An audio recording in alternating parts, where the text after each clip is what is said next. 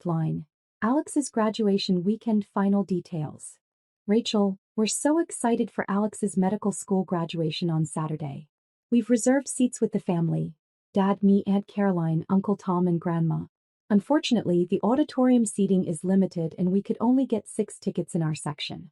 Since you've been having trouble with fatigue lately, we thought you might prefer to watch the live stream from the hotel room.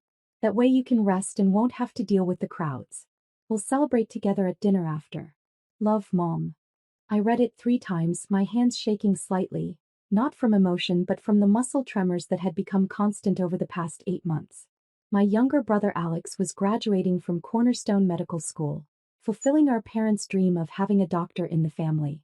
For 4 years, every family gathering had revolved around his studies, his clinical rotations, his upcoming match day. Mom kept a countdown on her refrigerator. Dad had already ordered business cards that said, "Father of Dr. Alexander Chin, MD." When I'd started experiencing symptoms 18 months ago, crushing fatigue, muscle weakness, difficulty swallowing, I'd initially brushed them off. I was a researcher at a biotech company working long hours. Stress and exhaustion seemed like reasonable explanations. But the symptoms worsened. I began falling frequently. My speech slurred. My hands trembled so badly I couldn't hold a coffee cup. After 6 months of tests, the diagnosis came: myasthenia gravis, an autoimmune neuromuscular disease where my immune system attacked the communication between my nerves and muscles. I tried to explain it at a family dinner. It's called myasthenia gravis. My immune system is attacking my neuromuscular junctions, causing progressive muscle weakness. I'm starting immunosuppressive treatment, and Alex had interrupted, barely looking up from his phone. Sounds psychosomatic. Classic conversion disorder presentation. You're stressed about work, your body's manifesting physical symptoms. Pretty common, actually. You should see a therapist. I've seen 6 neurologists. I have a confirmed diagnosis: the antibody tests. Antibody tests can be false positives, he'd said dismissively. Med school teaches you that first year. Most of these mysterious autoimmune conditions are just anxiety and attention-seeking behavior. My parents had nodded along. Dad patted my hand. Alex would know, honey. He's almost a doctor. Maybe you are just overdoing it at work. Have you tried yoga? After that, my health became Rachel's fatigue problem in family conversations. When I had to use a cane after a particularly bad flare, Alex told relatives I was being dramatic. When I missed his white coat ceremony because I was hospitalized for a myasthenic crisis, he'd sent a text: "Nice guilt trip." Real subtle. What they didn't know, what I'd stopped trying to explain after being repeatedly dismissed, was that my case had become medically significant. My neurologist, Dr. Patricia Morgan, was one of the leading researchers in autoimmune neuromuscular disorders. My disease presentation was unusual enough that she'd asked me to participate in a study on treatment-resistant myasthenia gravis. That study was being conducted in partnership with Cornerstone Medical School's neurology department. My case files, anonymized, were used in their 4th-year neurology curriculum as an example of complex autoimmune disease management. Dr. Morgan had mentioned it casually during an appointment. "Your case is actually teaching medical students right now. You're contributing to future doctors' education, including, unknowingly, my brother's education." What they especially didn't know was that Dr. Morgan wasn't just my neurologist. She was the dean of Cornerstone Medical School. She'd been promoted to the administrative position 2 years ago but still maintained a clinical practice and research program.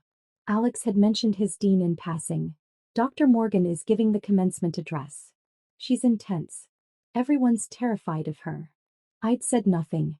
Why bother? They didn't listen anyway. I looked at Mom's email again. The livestream suggestion: too tired for crowds.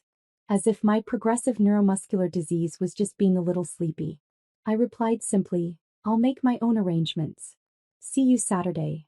Then I called Dr. Morgan's office. Her assistant answered. "Rachel, how are you feeling? Ready for Saturday?" Saturday. The graduation ceremony. Dr. Morgan asked me to reserve you a seat in the faculty section. She wants you there when she presents the research awards. Your case study is part of the Neurology Excellence Recognition. My breath caught. She's presenting my case at graduation? The anonymized version, yes. It's part of the neurology department's showcase. highlighting how student learning translates to real patient impact. Dr. Morgan thought you should see it. She was going to call you today, actually. We finalized the details. Faculty seating, accessible entrance, accommodation for my mobility aids. The things my family had decided were too complicated to bother with. Saturday morning, I took my medications, immunosuppressants, cholinesterase inhibitors, steroids, and dressed carefully in a navy dress that hid the tremors reasonably well. I brought my cane not because I always needed it, but because graduation would involve a lot of walking and I'd learned to be realistic about my limitations. I arrived at Cornerstone's auditorium early. The faculty entrance had ramp access and reserved parking. Dr. Morgan met me inside, her expression warm but professional. Rachel, thank you for coming. How are you managing? Today's a good day. Minimal ptosis, tremors controlled. Excellent. You're seated in the second row of the faculty section, next to the neurology department chair. During my address, I'll be discussing the importance of listening to patients and recognizing complex disease presentations. Your case, anonymized of course, will be referenced as an example of diagnostic persistence paying off. Does Alex know I'll be here? Her expression flickered. Your brother is graduating today. I wasn't aware you were related until I reviewed the ceremony seating requests and saw your family name. Are there complications I should be aware of? He doesn't believe my diagnosis is real. He thinks I'm faking for attention. My family wasn't able to get me a seat with them, so they suggested I watch from the hotel. Dr. Morgan's jaw tightened. I see. Well, you have a reserved seat in the faculty section, and you're welcome to it regardless of your family's arrangements. The auditorium filled quickly. I spotted my family in the midsection. Mom, Dad, Aunt Caroline, Uncle Tom, Grandma, all dressed up and beaming. They didn't look toward the faculty section. Why would they? The graduating students filed in wearing their white coats over formal attire. Alex was easy to spot, tall, confident, smiling. He'd made it. 4 years of medical school and now he'd be Dr. Alexander Chin. The ceremony began with the national anthem, followed by remarks from various administrators. Then Dr. Morgan approached the podium for the commencement address. Graduates, families, faculty, and honored guests. Today we celebrate 4 years of dedication, sacrifice, and learning. You've studied anatomy, pathology, pharmacology. You've learned to diagnose, to treat, to heal. But today I want to talk about the most important skill in medicine: listening. She clicked to her first slide, a quote from William Osler. Listen to your patient. He is telling you the diagnosis. In your careers, you will encounter patients whose conditions don't fit textbook presentations. Patients whose symptoms seem inconsistent or inexplicable. And you will be tempted, because you are human, to dismiss what you don't immediately understand. To label complexity as psychosomatic. To assume the patient is exaggerating or seeking attention. The case that our neurology students studied this year. A 32-year-old woman presented with progressive muscle weakness, fatigue, difficulty swallowing, and intermittent ptosis. Initial symptoms were mild, easy to attribute to stress or lifestyle factors. But the patient was persistent. She knew something was wrong. My heart pounded. I saw Alex in the third row taking notes like this was just another lecture. It took 6 months and multiple specialists before the diagnosis was confirmed. Myasthenia gravis, an autoimmune neuromuscular disorder. The diagnostic delay occurred partly because her presentation was atypical, but also because several providers dismissed her concerns as anxiety or attention-seeking behavior. One provider, tragically a medical student during clinical rotation, explicitly told family members that the patient was faking symptoms for sympathy. Alex had stopped writing. His pen hovered over his notebook. This patient is here today. She's been generous enough to allow her case to be used for medical education, helping future physicians recognize the signs of autoimmune neuromuscular disease. Her participation in our research program has contributed to 3 published papers and has improved treatment protocols for patients nationwide. Dr. Morgan looked directly at the faculty section. Rachel Chin, would you please stand? Time seemed to stop. I stood carefully, gripping my cane for stability, feeling hundreds of eyes turn toward me. Rachel's persistence in seeking diagnosis, despite dismissal from multiple sources, likely saved her life. Early treatment intervention has prevented respiratory crisis and maintained her quality of life. She exemplifies why we must listen to patients, especially when, their presentations challenge our assumptions. The auditorium erupted in applause. I sat down, my legs shaking from more than just the disease. I could see my family's section. Mom's face had gone white. Dad was staring at me with his mouth open. Aunt Caroline was whispering urgently to Uncle Tom. Grandma had her hand over her heart. And Alex had turned fully around in his seat, staring at the faculty section where I sat, his expression a mixture of horror and disbelief. Dr. Morgan continued. Which brings me to a difficult matter. During our final review of graduating students, a serious concern was brought to my attention. A member of this graduating class was observed telling multiple people that a family member was faking a serious autoimmune condition for attention. This occurred despite documented medical evidence of the condition. This same student dismissed the patient's symptoms as psychosomatic and discouraged family members from taking the condition seriously. The mood in the auditorium shifted. Students glanced at each other nervously. Medicine requires not just knowledge but empathy, humility, and respect for patient experience. A physician who dismisses documented illness, who accuses patients of fabrication without evidence, who prioritizes their own assumptions over medical reality, that physician is dangerous. That physician will harm people. She paused, her expression stern. The Hippocratic Oath includes the principle, first, do no harm. A student who has already demonstrated willingness to harm a patient through dismissal and medical gaslighting has not earned the right to take that oath. Not yet. Alex had gone very pale. Therefore, pending a formal review by the Medical School Ethics Committee, one student's diploma will be withheld from today's ceremony. That student will be required to complete additional training in medical ethics, patient advocacy, and the recognition of autoimmune disorders before being permitted to graduate. The student in question has been notified and will meet with me immediately following this ceremony. The silence was deafening. Then whispers erupted across the auditorium. Students turned to look at each other, trying to figure out who was being called out. But I knew. And from the way Alex had slumped in his seat, he knew too. Dr. Morgan concluded her address with the usual inspirational remarks about the nobility of medicine and the responsibility of physicians. The ceremony continued.